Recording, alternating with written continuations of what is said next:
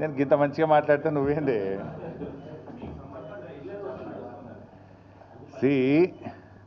Social మీడియాలో వచ్చిన వార్తల మీద ట్విట్టర్లో నేను అదే రోజు ఖండించిన. ఒకటి. రెండు, చివరికి మా నాయకులు దాసోజు శ్రవణ్ గారు ఎర్రోల శ్రీనివాస్ గారికి చెప్పి పోలీస్ స్టేషన్లో కంప్లైంట్ కూడా ఇచ్చి ఆ కంప్లైంట్ను కూడా నా ట్విట్టర్లో పోస్ట్ చేసి ఇటువంటి ఫేక్ ప్రచారం నమ్మొద్దని, తక్షణమే డీజీపీ గారు వీళ్ళ మీద చర్యలు తీసుకోవాలని చెప్పి కూడా నేను రాష్ట్ర డీజీపీ గారిని కోరిన విషయం కూడా మీ అందరికీ తెలిసిందే కదా. ఏం రగ్గారు?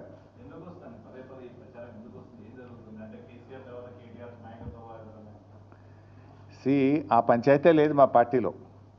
నేను చాలాసార్లు కూడా చెప్పాను, మీరందరూ కూడా చూసింటారు. ఒక్కసారి కాదు, కొన్ని వందల సార్లు చెప్పి ఉంటాను. ఇవాళ కేసీఆర్ గారు మా పార్టీ అధ్యక్షుడు. ఆయన యొక్క ఆదేశాలను తూచా తప్పకుండా పాటించే ఒక క్రమశిక్షణ కలిగిన కార్యకర్త హరీష్ రావు అని చెప్పిన.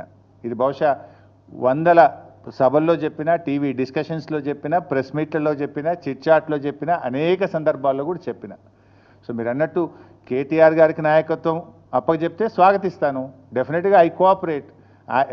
ఒక కార్యకర్తగా హరీష్ రావు పార్టీ నిర్ణయాన్ని, కేసీఆర్ నిర్ణయాన్ని ఎప్పుడైనా శిరసా వహిస్తాడు తప్ప గీత దాటే వ్యక్తి కాదు. ఇది నా 25 ఏళ్ల రాజకీయ ప్రస్థానం చూపిస్తుంది. 25 ఏళ్ళ నుంచి నేను బీఆర్ఎస్ పార్టీలో ఉన్నాను. పార్టీ జెండా పుట్టుక నుంచి ఈ రోజు వరకు కేసీఆర్ గారి అడుగుజాడల్లో వారి సూచనలకు అనుగుణంగా పనిచేసేటువంటి ఒక కార్యకర్తగా హరీష్ రావు పనిచేసిండు, రేపు కూడా చేస్తాడు. Thank you.